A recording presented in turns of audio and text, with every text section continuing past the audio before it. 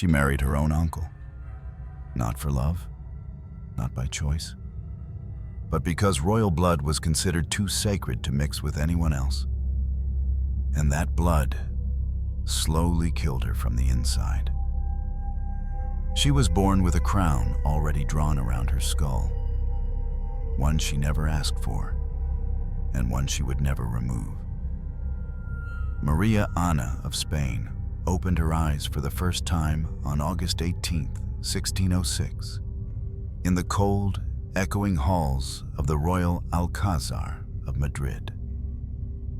She was the daughter of King Philip III of Spain and Margaret of Austria, niece to the Holy Roman Emperor, wrapped in layers of royal blood so thick that her future was suffocating from the moment she took her first breath. The cradle she slept in was carved from ivory. The blankets that covered her were embroidered with the Habsburg eagle. But none of that mattered, because the world already knew what she was for. She was born to marry, born to reproduce, born to obey. Maria Ana never had a childhood in the way others might understand it. She was not allowed to run barefoot in a garden or eat sweets until her stomach ached. She never learned how to laugh without first being told when to smile. From the beginning, she was raised like a relic, precious, untouchable, but with no say in what temple she would be housed in. The court praised her beauty. They always do. Her skin was pale as parchment, her nose long and sharp, like her father's. Her chin bore the faint slope of the infamous Habsburg jaw, a feature passed through too many generations of shared blood. And in her eyes, large and dark like burnt glass, there was already the silence of a girl who knew she would not be allowed to speak. Every gesture she made, every step she took, was choreographed by governesses who rarely smiled. They taught her how to bow, how to walk slowly, but never too slowly, how to kneel before the host without letting her skirts ripple. They filled her days with Latin recitations and rosary prayers, drilled obedience into her like it was arithmetic, and punished the smallest signs of resistance as if they were threats to an empire. And above her, always, was her mother. Queen Margaret, a deeply devout woman whose piety leaned toward cruelty, watched Maria Ana with the icy precision of someone who believed that a single wrong word from a daughter could bring spiritual ruin. To Margaret, the girl was not her child. She was a tool to serve God, a vessel for continuity, a pawn in a divine game played by men. Maria Ana was not allowed to choose her friends. She was not allowed to choose her food. She would never choose her husband. The only joy she found, if it could be called joy, was in music. There were afternoons, rare and heavily guarded, when she would be permitted to sit by a lute player or a quiet choir, and she would close her eyes, not to rest, but to escape. In that moment, the notes became little rooms she could hide in. Not freedom, but distance. Not hope, but delay. And still, the plan was already in motion. By the time she turned 10, there were whispers. By the time she turned 12, there were letters. And by the time she turned 14, the match had been proposed. She would marry her uncle, Ferdinand of Austria, a man over 20 years older, a man who had cradled her as a baby, a man she was told to now call husband. The court called it a dynastic consolidation. The priests called it God's will. Her mother called it a blessing. No one called it grotesque. There was a quiet day, perhaps the quietest of her young life, when Maria Ana stood in front of a mirror, longer than she should have. She was 14. Her hair was being combed by a lady-in-waiting who had served her since infancy. And in the glass, She looked at her face and whispered, not loudly, not rebelliously, but almost like prayer, "Will I disappear?" The woman did not answer, because they all knew she already had. To be a royal daughter was to be an echo. To be a Habsburg princess was to become an echo of an echo. Generation after generation of women who said nothing, wanted nothing, chose nothing, and died giving everything. And so Maria Anna smiled at portraits she hated, learned letters she would never write for herself, and prayed not for rescue, but for strength to endure what had already been decided. The ink on the marriage contract had not yet dried, but she was no longer a girl. She was a sacrifice, wrapped in lace, drenched in duty, and perfectly silent. It was not a celebration. It was an arrangement. The wedding between Maria Anna of Spain and her uncle, Ferdinand of Austria, was dressed in gold, lit by thousands of candles, and wrapped in the silence of those too polite or too terrified to speak of what it truly was. A union of flesh and blood that never should have met in a bridal chamber. The preparations had begun months before the bride ever laid eyes on her groom. Everything was scripted. The route, the hymns, the silk, even the expression she would wear as she was handed over like a sealed envelope, precious, untouched, and unread. Ferdinand was her mother's brother, her blood, her elder, her kin by both body and law. And now, by decree of empire, he would be her husband. They called it necessity. They called it continuity. They called it divine right. But no one called it what it was: a sacrifice of a young girl's body at the altar of empire. Maria Anna was 17 when she left Spain. The sun was harsh as she boarded the carriage that would carry her north, and the heat seemed to whisper warnings that no one heard. She sat still, quiet beneath her veil, her fingers clasped in white gloves so tight they left imprints on her skin. Her trousseau contained over 200 gowns, but no letters from her mother, no blessings from her sisters, only embroidered silence. The journey to Vienna took weeks. Along the roads, peasants gathered to see the Spanish princess whose bloodline was considered so pure, so sacred, that only an uncle was worthy to touch her. They cheered as she passed. But behind the curtains, Maria Anna did not wave. She was not unkind. She was not proud. She was simply absent. By the time she reached the Hofburg Palace, her fate was no longer hers to protest. The halls were cold, wider, and more imposing than anything she had known in Madrid. Foreign prayers filled the air. Foreign eyes studied her every move. And yet, her blood was the same. Still Habsburg, still cursed with closeness. Ferdinand greeted her with formal affection. Not love, not desire, but a kind of regal calculation, as if he were inspecting a rare object passed down from a dying lineage. He was not monstrous in appearance. He was not cruel in word. But there was something hollow behind his gaze, an emptiness shaped by decades of duty and war, an acceptance of the grotesque as normal. The wedding was held in the Cathedral of Vienna.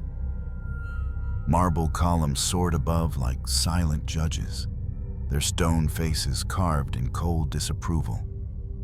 Choirs sang, organs thundered, incense rose in clouds thick enough to hide unease.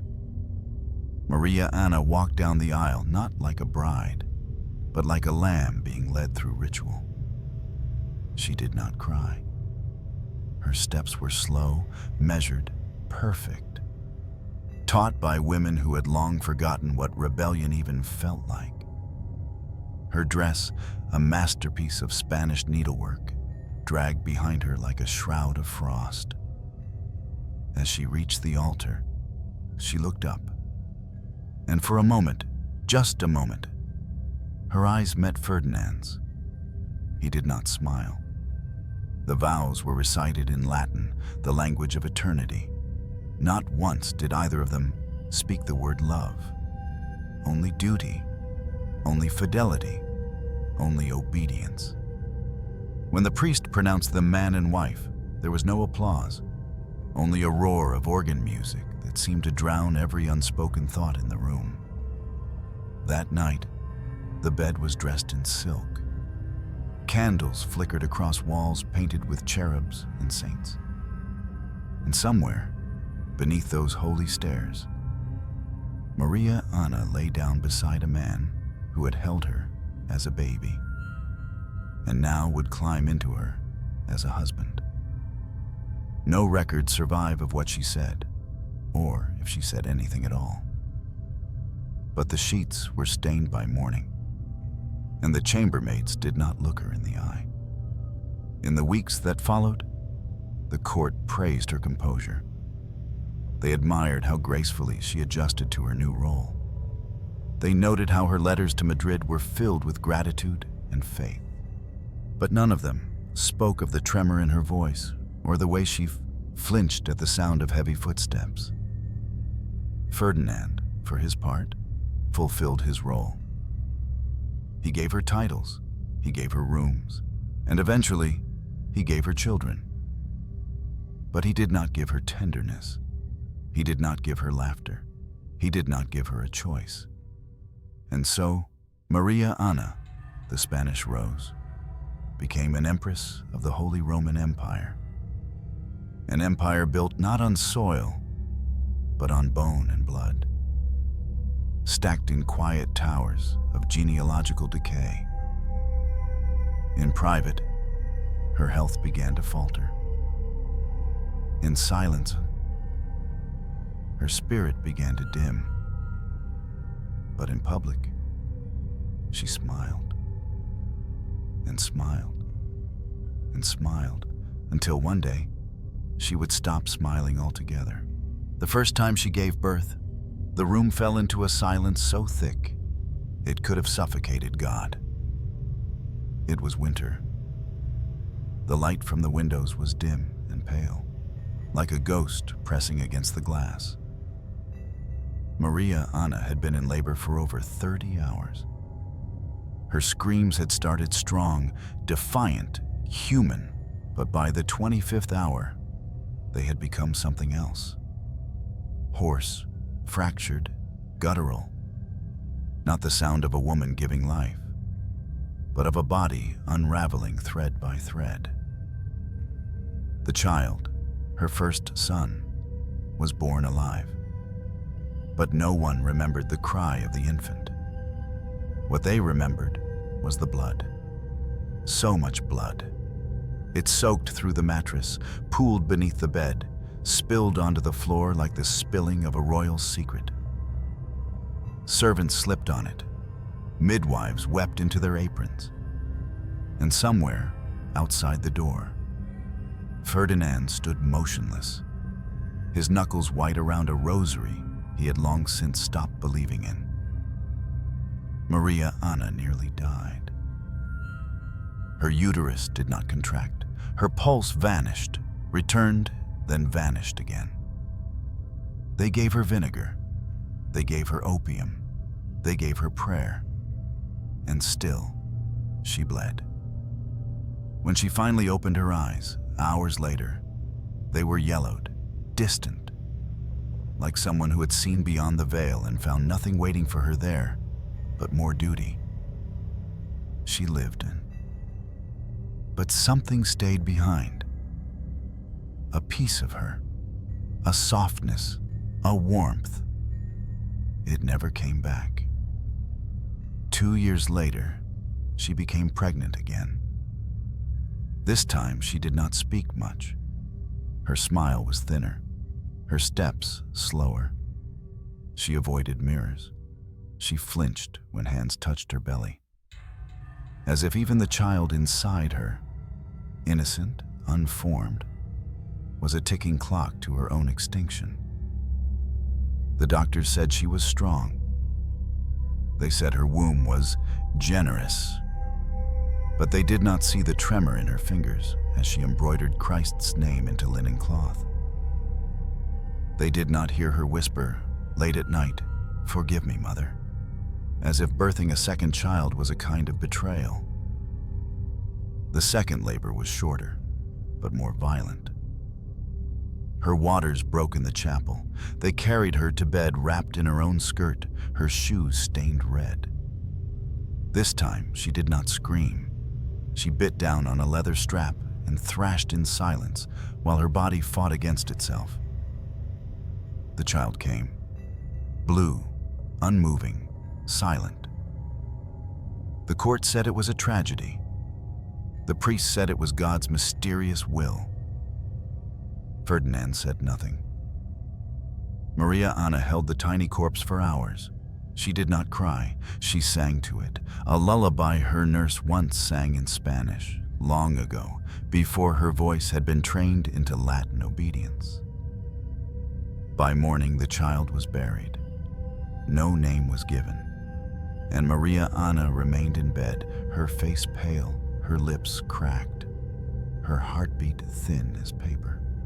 Her hair began to fall out in clumps. Her skin lost color. Her appetite disappeared. Doctors blamed the air.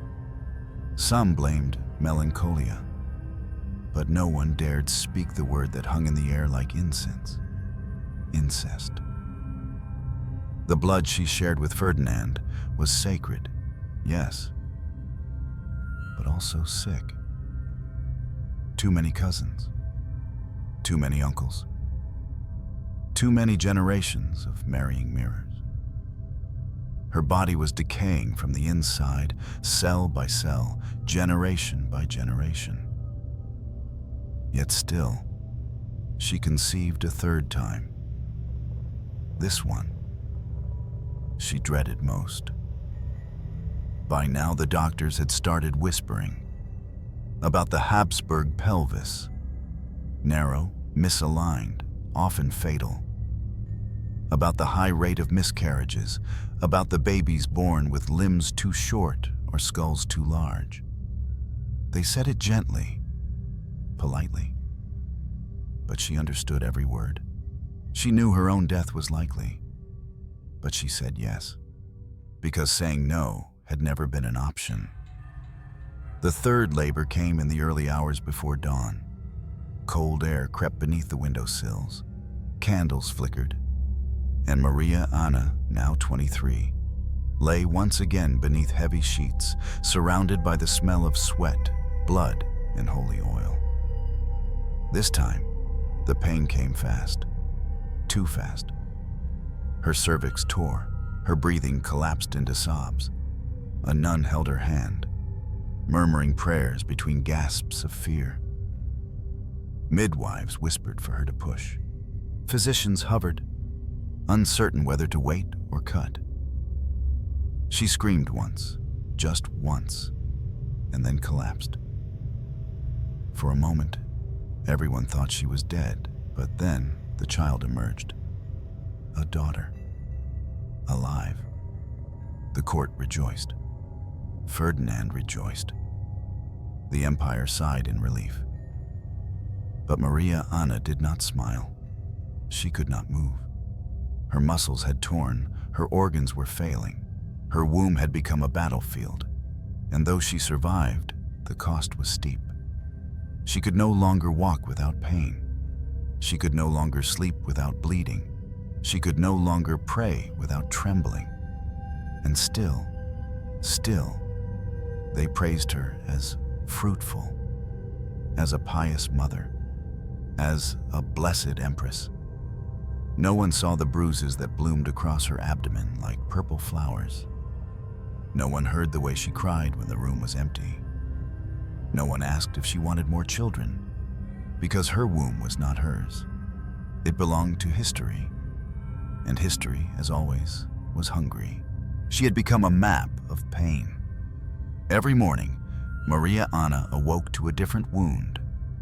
Some visible, some hidden, but all consuming, like ink bleeding through parchment, staining everything from within. At first it was small things, bruises that didn't fade, headaches that pulsed behind her eyes like drum beats from another world, a stiffness in her spine that no physician could explain. Her ladies-in-waiting said nothing, but their glances lingered.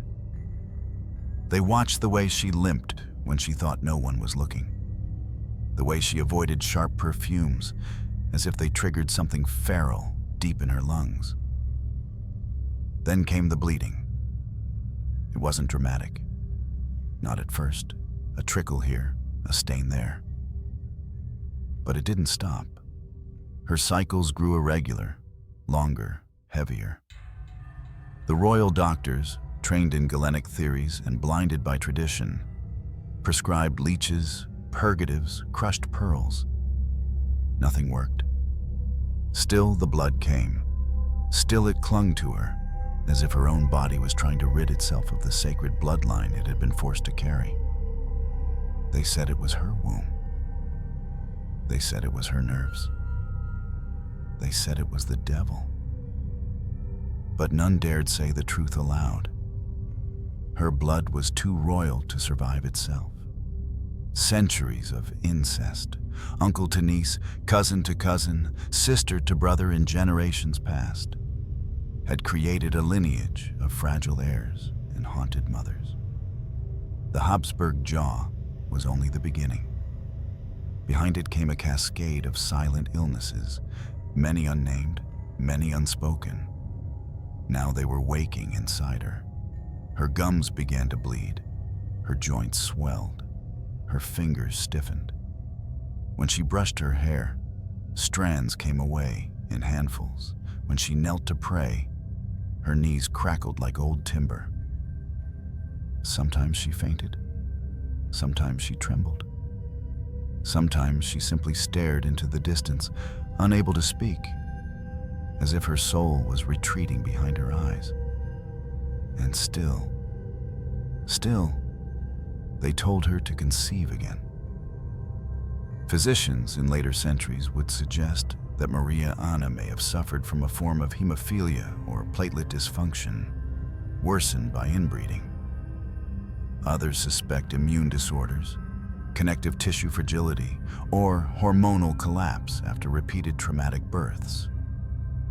But in her time, there was no diagnosis, only expectation, only pain. And the pain was exquisite. There were days when she could not sit upright. Her back curved like a bow strung too tightly. Her bones felt like glass under her skin, delicate, breakable, waiting for the wrong movement to shatter them. She wore tighter bodices to hide the swelling, darker gowns to mask the bleeding, and thicker veils to conceal the paleness creeping across her face like rot through white roses. One morning, her maid found her collapsed near the window. Her lips were blue, her dress soaked in blood, her breath a rasp. She had tried to stand, her ankle had cracked, and when she fell, she hit her head on the stone. The entire wing of the palace went silent. They lifted her like a broken doll, carried her to bed, covered the mirrors. She drifted in and out of consciousness for 2 days. During that time, Ferdinand stayed at her side. He did not cry. He did not speak. He simply watched her like a man watching a candle burn toward the end of its wick. When she finally opened her eyes, she whispered a name. No one could tell whose. Perhaps her child. Perhaps her God. Perhaps someone she had once been before all of this. After that, she rarely walked unassisted. She rarely ate in public. She rarely sang. And still, Still, she dressed each day with grace. She sat through Mass, she smiled at ambassadors, she nodded to bishops. And each time something else inside her gave way. Her spine ached with each breath. Her left hip no longer rotated properly. Her stomach distended unnaturally, even without child.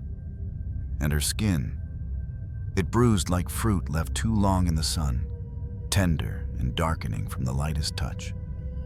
In quiet rooms, midwives whispered. They had seen this before, they said, though never spoken aloud. They had seen women rot while still alive. Sometimes they would look into her eyes and wonder if she already knew. And she did. She knew. She felt her organs betray her, her blood thicken and slow, her lungs struggle for air even as her lips smiled for portraits. There were days when she touched her own arm and felt nothing, as if her body was already beginning to forget it belonged to her. And yet, despite it all, she remained Empress. Not because of strength, not because of courage, but because she had no other option. To stop would be treason. To scream would be hysteria. To die before producing another heir would be failure. And so she remained. A ghost in velvet, a corpse in progress. A woman dying not from illness, but from inheritance. They said she became holier. In truth, she was falling apart. What looked like piety was the first crack in her mind. It began, like most madness, in silence. After the third birth, something shifted in Maria Anna. Not only in her body, but in her eyes, her voice, her relationship with the world. She no longer referred to herself as I. She began using phrases like, "This servant of the Lord," "the vessel," "she who is unworthy." She turned every conversation into a prayer, every apology into a confession. At first they thought it admirable, a devout empress, so humble, so pure. But humility, when left unchecked, becomes disappearance. She stopped eating at court, not from illness, but by choice. She believed that suffering cleansed the soul, that every pang of hunger was a way to share in Christ's pain. Bread was broken in secret, not as nourishment, but as ritual. Water replaced wine, and soon even that became sparse. Ferdinand noticed, of course, but he did not interfere. A pious wife was a useful wife, and madness, so long as it did not disrupt ceremony, was still considered modesty. Then came the candles. She lit hundreds of them, sometimes more. Day and night her chambers glowed with flame and smoke, the scent of melting wax thick as blood in the air. She whispered to the flames. She assigned names to them. Each candle became a soul, one for her lost child, one for her sins, one for the sins of Spain, one for the ones unborn. And if a candle flickered out too soon, she took it as a sign that she had failed, that she was damned, that God had turned his gaze from her. The confessor, a Dominican monk with watery eyes and hands that trembled with age, warned her gently. He said even saints must sleep, but she refused. Sleep to Maria Anna was a form of death she had not yet earned. She would sit awake for nights on end, reciting psalms until her voice broke. At times she bled from the throat. When her maids begged her to rest, she answered not with words, but with wounds. She began scratching at her arms, carving small crosses into her skin with hairpins. Not deep enough to die, just enough to hurt, just enough to remind herself that pain was holy. Soon, she stopped speaking to people altogether. She would kneel for hours before the altar in her private oratory, forehead pressed to the cold marble, lips moving in constant prayer, though no sound came out. Some days she would not rise until her legs gave way and servants had to carry her. They wrapped her in blankets, fed her broth through a silver spoon, and whispered her name like a question. But she did not respond, because in her mind, she was elsewhere. She had visions. At least, she believed she did.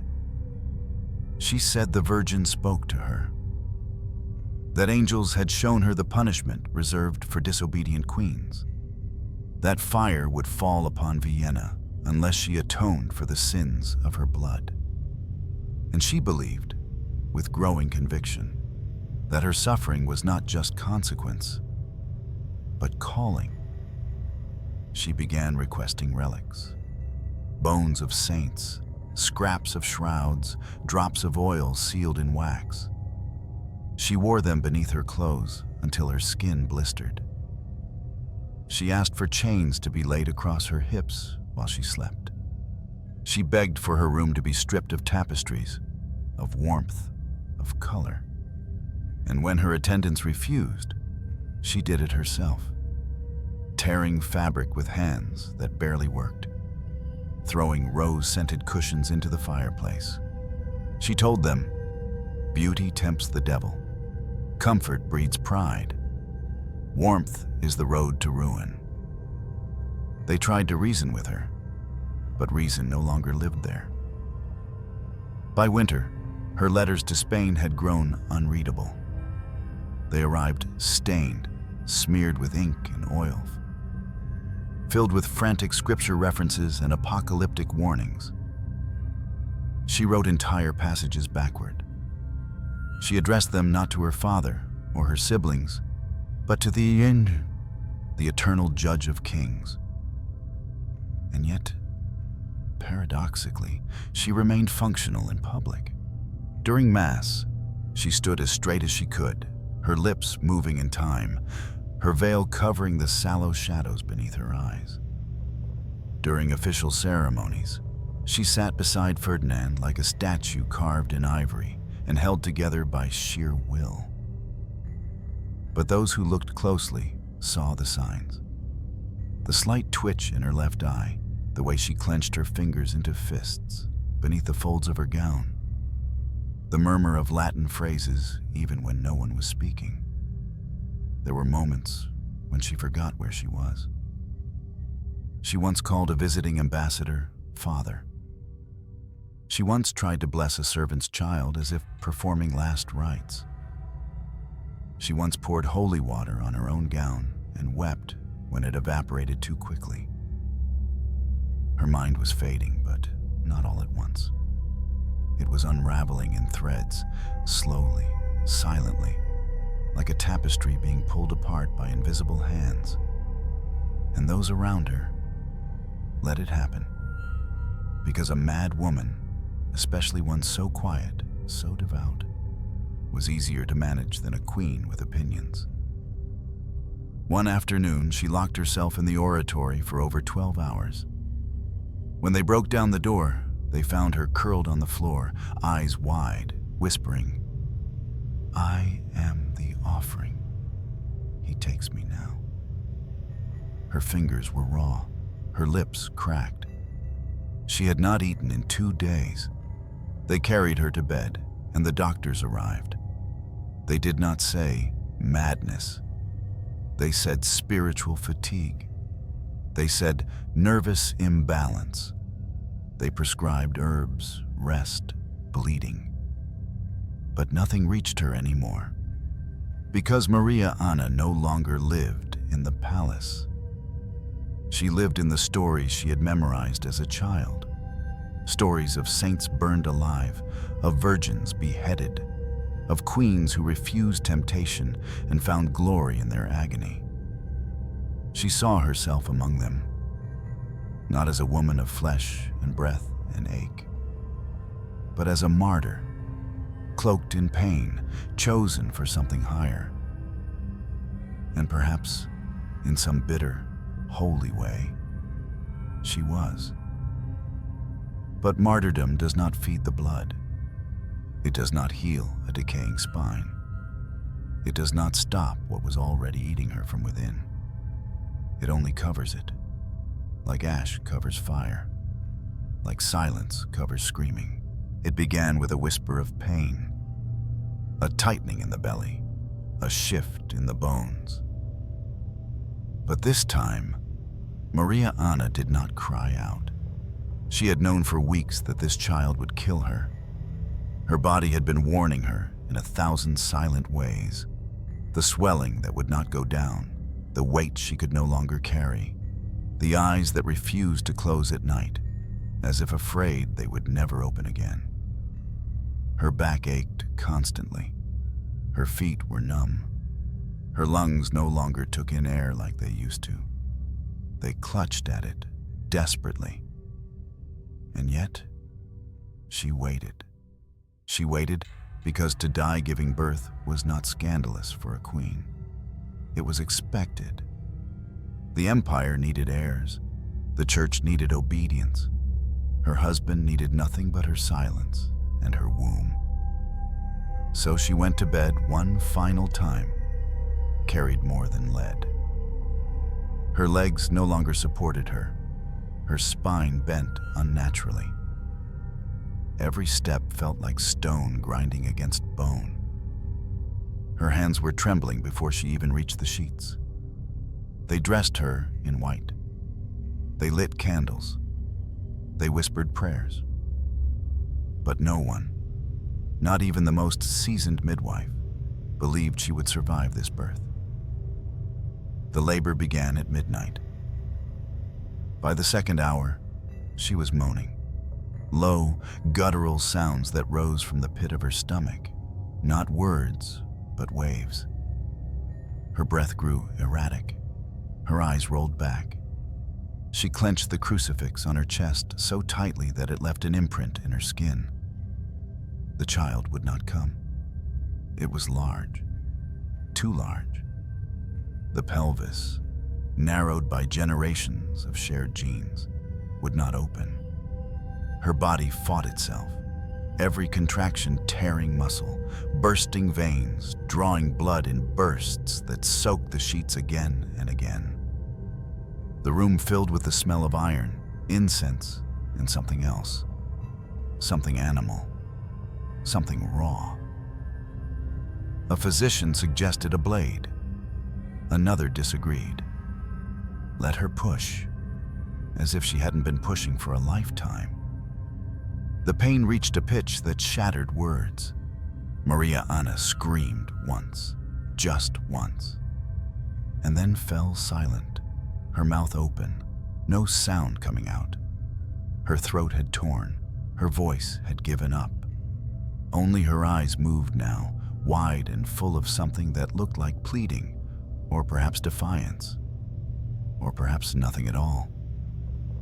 At hour 5, her pulse slowed. Her skin turned cold, her lips blue. The baby's head had crowned, but her body, wrecked, hollowed, unraveling, had no more to give. They begged her to stay. They begged her to try. They begged her, even now, to serve. She bled from her mouth. She bled from her eyes. She bled from every place a woman can bleed, and more. And yet her hands still clutched the crucifix. Ferdinand was not in the room. He was in the adjoining chapel, praying or perhaps hiding. A man who had buried children, who had seen war, who had ruled empires, now reduced to silence in the face of a woman who had done nothing but obey, and was still being destroyed for it. When the baby was finally born, it did not cry. The child, female, blue, unbreathing, was lifted with shaking hands and taken away. No priest baptized her. No one recorded her name. All eyes turned to Maria Anna. But she was already gone. Her body remained, yes, limp, bloodless, pale like melted wax. but her spirit had left the room long before the final breath. There was no final gasp, no dramatic exhale, only stillness. The kind of stillness that makes other women look away, the kind that turns a bed into a tomb.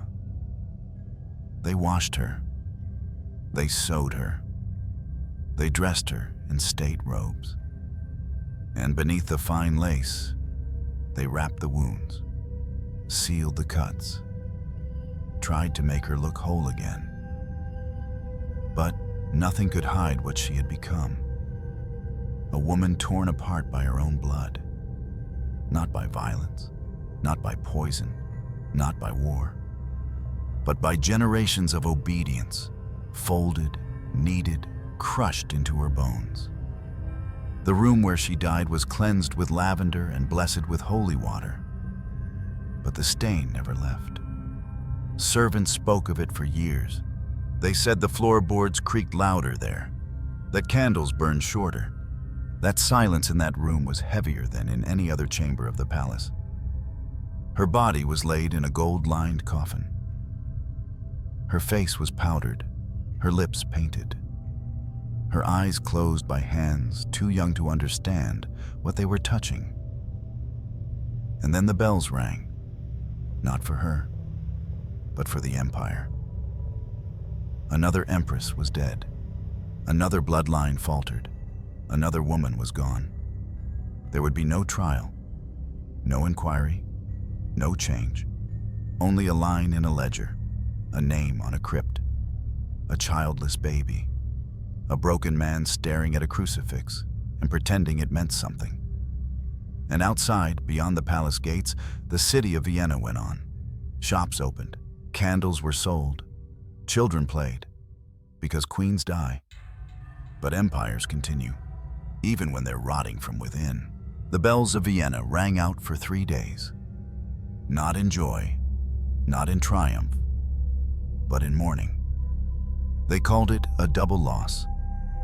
The Empress was dead, and the child, unnamed, unbaptized, unloved by time, was buried beside her. The court moved like ghosts in velvet. Voices dropped to whispers. Mirrors were covered in black cloth. Servants stepped with softened shoes. Even the chandeliers, once ablaze with imperial light, seemed to flicker dimmer, as if the palace itself knew something had broken that could not be repaired. Ferdinand did not speak for a week. He refused to eat. He refused to sleep. He stood for hours before the empty crib in the nursery, his fingers resting on its edge, as though some part of him still believed the child might appear, breathing, weeping, proving that all of this had not been for nothing. But nothing came. The silence of that room was deeper than grief. It was the silence of failure. The empire needed heirs, and Maria Anna, his niece, his bride, his victim, had given him nothing that lived. There had been sons once, but they had died young, or malformed, or in the womb. And now, there was nothing but marble. The dynastic alliance that had justified their marriage, that had been negotiated over years of letters, treaties, and holy blessings, had turned to ash in a matter of hours. The Spanish court, watching from afar, understood the consequences. The Austrians felt the tremor ripple through their line of succession. No child meant no anchor, no future, only echoes. Whispers began in corridors too old to remember kindness. Whispers about bloodlines, about God's punishment, about whether the Habsburg experiment, the sacred mingling of royal blood to preserve divine right, had finally reached its grotesque conclusion. Some said Ferdinand would remarry. Some said he should not. Some said he could not. Because how do you ask a man to climb back into the same cycle of death that just tore the only woman he ever truly depended on to pieces? And Ferdinand, he did not recover. Not entirely. not publicly, not internally. To the court, he remained a figure of stoic dignity. He continued his duties, he attended Mass, he held counsel, but there was something absent behind his eyes, something frayed at the edges. His hair turned gray faster than time could justify. His hands trembled during ceremonies. His voice, once measured, imperial, grew thin, uncertain. He spoke often of her, not of her titles, not of her service, but of her songs. He remembered, in rare moments, how she used to sing in Spanish beneath her breath when she thought no one could hear. How she would trace the edge of her prayer book with her thumb, not reading, just feeling the weight of it. How she once laughed, quietly, when a pigeon landed on the chapel altar and refused to leave. Small things, human things, things empires are not built to remember. He had paintings of her removed, not from anger, but from pain. He could not bear to see her eyes, those eyes that had once held so much silence, and yet too much knowing. He commissioned a statue, though, one, just one, of her praying, marble, modest, with hands folded and head bowed, no crown, no child, no inscription, just a woman, alone. The court interpreted this as reverence, but perhaps it was regret. In the political sphere, cracks began to show. Other nations took notice. France questioned the Habsburgs' ability to secure the future. Protestant states whispered about God's judgment on the Catholics' obsession with blood purity. Spain hesitated to send another daughter. And within Vienna itself, the nobility grew restless. Because empires, like marriages, are built on promises. And Ferdinand's had collapsed. There were arguments over succession. There were debates in secret rooms, illuminated by candles and fear. There were charts drawn, names circled, questioned, discarded. But no matter how they arranged the lineage, how they traced back the branches, it all came back to the same poisoned root. Too many cousins, too few children, too much sacred blood, and nothing left to nourish it. Maria Anna's death became more than tragedy.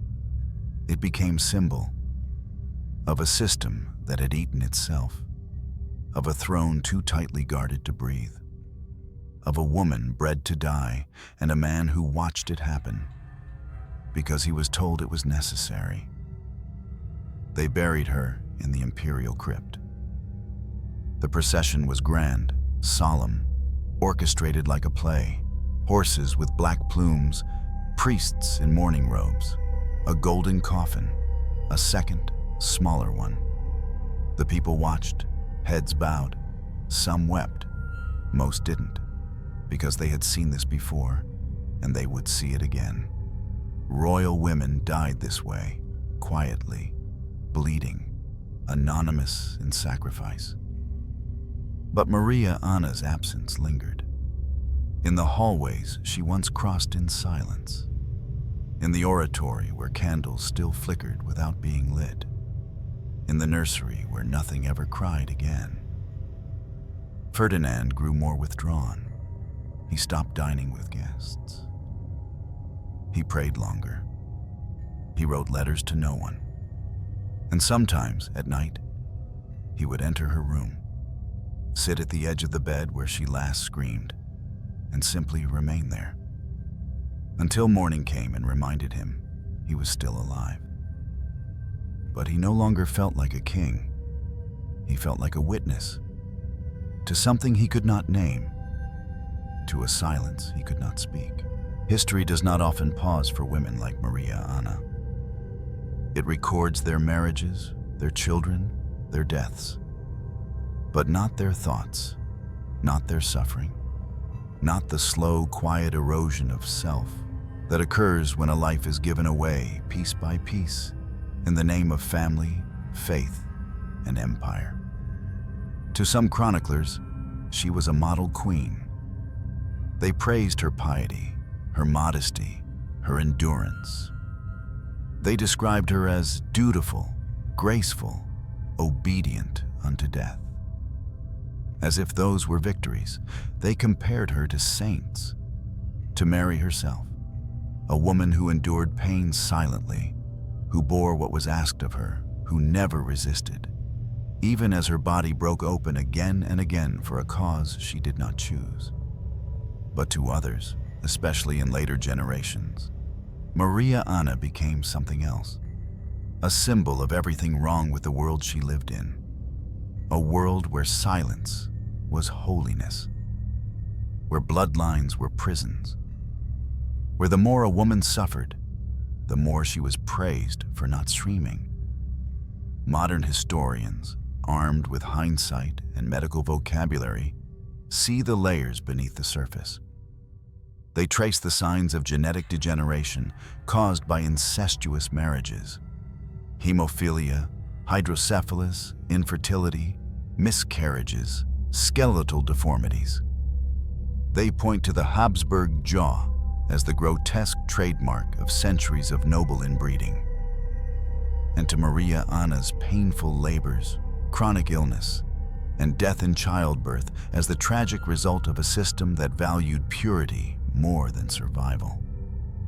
And yet, no one blamed the system when she died. They blamed her body. They called her frail, delicate, melancholic, as if weakness had been her sin, not her inheritance. The church praised her endurance. The court praised her submission. Biographers praised her gentle nature. Even her husband, long after her burial, referred to her as my purest light, as if her value had been in how quietly she disappeared. But what if she had screamed? What if she had refused? What if, when told she would marry her uncle, she had run? When ordered to give birth again and again, she had said no. When the priests fed her holy water instead of medicine, she had demanded a doctor? Would she have been remembered as a villain, or simply erased? Because obedience was not just expected, it was enforced. By doctrine, by ritual, by love twisted into law. Maria Anna, like so many royal women, was praised for being still, for being soft, for being silent. But silence is not absence. And in the cracks of the records, between the portraits and the masked cards, a different story whispers. Of a girl who once stared at herself in the mirror and asked, "Will I disappear?" Of a woman who scratched crosses into her arms because no one listened when she spoke. Of a mother who buried her children in rooms that never smelled of milk, only incense. Of a queen who gave everything she was, body, mind, blood, breath, and was still told she hadn't given enough. Some later scholars try to reframe her. They say she was a martyr of empire, a symbol of pious endurance, a holy woman, almost beatified by death. Others reject the poetry. They call her a product of cruelty, dressed as tradition, a woman engineered to suffer, then celebrated for it. They note how even in death, she was hidden, covered in lace, buried without a monument bearing her name in stone. Her image preserved only in idealized paintings that show no sign of the bleeding, the screaming, the dying. And they ask, how many more were there? How many other royal women died the same way? How many others smiled for portraits with broken ribs? How many whispered prayers not to God, but to death? Maria Anna is not remembered for her words. She left behind no memoirs, no declarations, no last letter to her children. Only a silence that became louder with time. But perhaps that silence says more than words ever could. Perhaps it tells us something about the cost of obedience. When obedience is confused with virtue, when compliance is mistaken for holiness, when women are taught that their highest calling is to disappear behind veils and produce heirs until their hearts stop. Perhaps she is not a saint. Perhaps she is a warning, a soft voice that should have been heard, a body that should have been healed, a life that should have been allowed to be her own. And in that, she becomes something both larger and more painful than legend. She becomes real. You will not find her face carved into triumphal arches.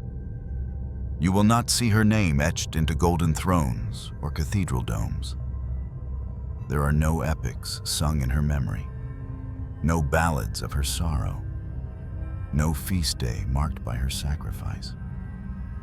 What remains of Maria Ana of Spain is quieter than wind through cloisters, smaller than memory, colder than marble.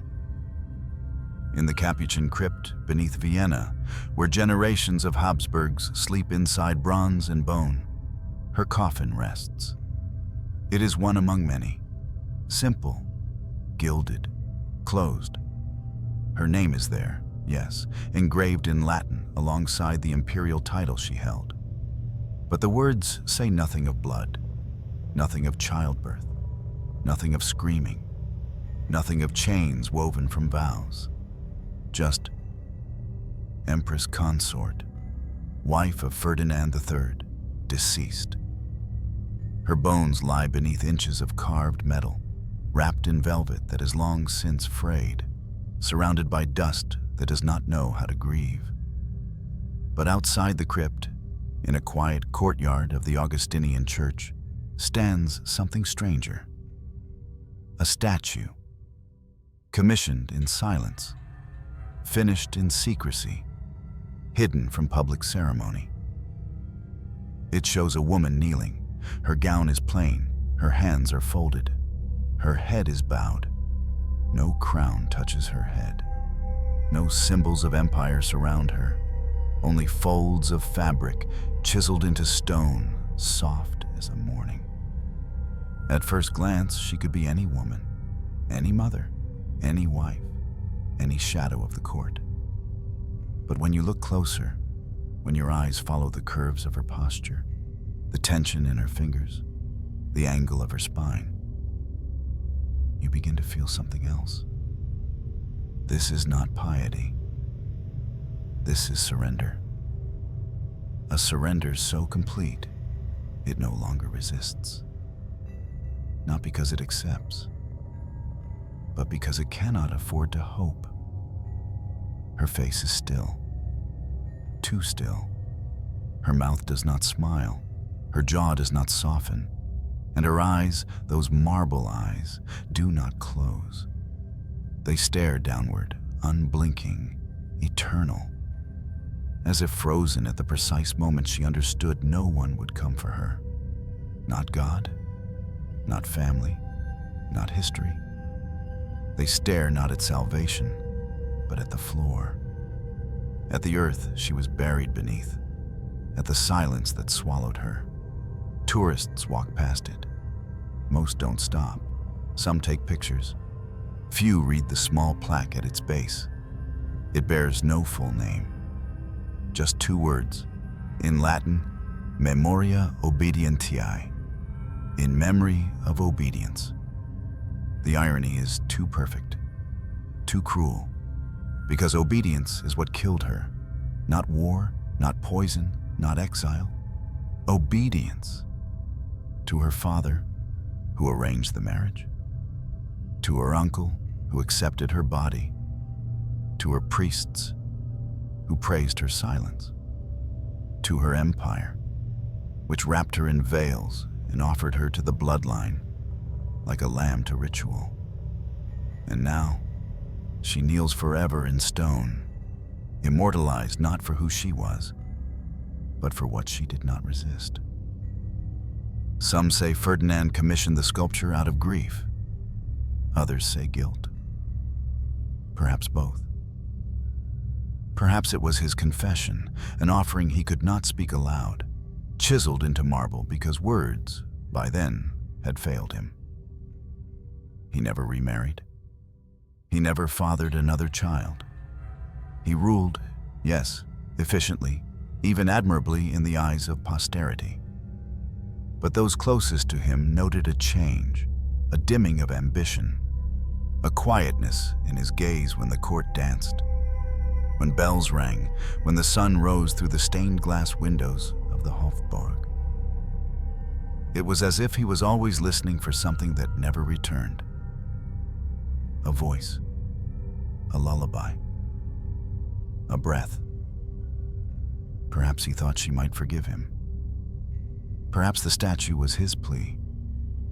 But statues do not answer.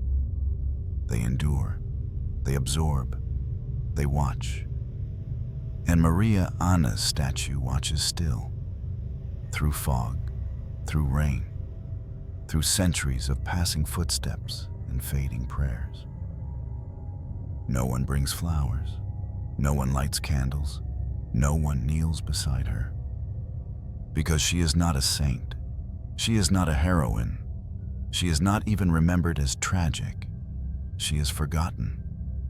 And that, perhaps, is the cruelest monument of all, to be shaped into stone, to be placed before the world, and to be seen by all, but remembered by none. Maria Anna of Spain never ruled. She never commanded armies. She never signed treaties. She never waged war. And yet, she was devoured by power. Not the kind that roars from thrones or echoes in marble halls, but the quieter kind. The kind that coils through bloodlines. The kind that wears the mask of duty. The kind that calls itself virtue while it tightens its grip around a woman's neck. Her story is not about rebellion. It is not about triumph. It is not even about resistance. It is about what happens when there is no resistance at all. What happens when a girl is told, from the moment she opens her eyes, that her body is not hers, that her thoughts are not hers, that her future has already been written in the ink of contracts, the ink of scripture, the ink of blood. Maria Anna followed every rule. She bowed when they told her. She married whom they chose. She bore children until her bones cracked. She prayed until her voice gave out. She smiled until her face forgot how not to. And in the end, she died. Alone, bleeding, unquestioned, because she was everything a royal woman was meant to be. And that was the tragedy. Her death teaches us something that history tries, often, to forget. That silence is not peace. That obedience is not virtue.